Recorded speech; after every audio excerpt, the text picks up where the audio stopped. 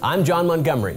Help kids in your community understand the joy of what being a part of a team or playing sports can mean. Put them on their own amazing journey.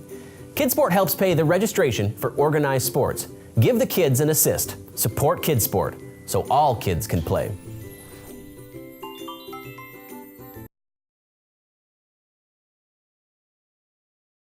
It's very easy for coaches and scouts to go watch events like this, a showcase, or to go watch you play throughout the winter.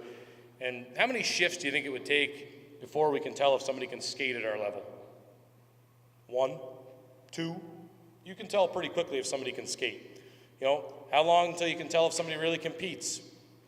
Maybe a period, maybe 2. I hope they don't go more than a period or 2 without competing. So hopefully that comes out pretty quickly. So what do you spend the rest of the game watching if you can figure out right away that they can skate and they can compete and they have skill? How do they interact with their teammates?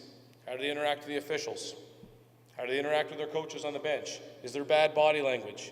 These things are so important moving forward as just someone who gets developed. And these are things that Brandon talked about, the internal things. I think it's so important. Those are things that you can control every day and every game, that it's a choice. To me, it's a choice to show poor body language. It's a choice to get into an argument with a teammate. It's a choice to talk back to a coach. Those aren't things that are involuntary. Those are choices that you make.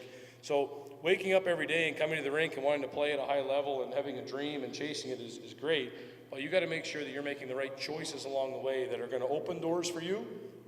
And I love the question from the audience about, you know, would a coach give better opportunities to somebody that shows all those proper traits? You know what? The answer is yes. And you might not fully agree with that. You might have played on teams where you didn't find that was the case. But I can promise you in the majority of hockey teams I've been around, that is the case. The players that want to give the extra time, the players that are respectful and show up on time, there's players that have stayed in our league a long time just because they're great teammates.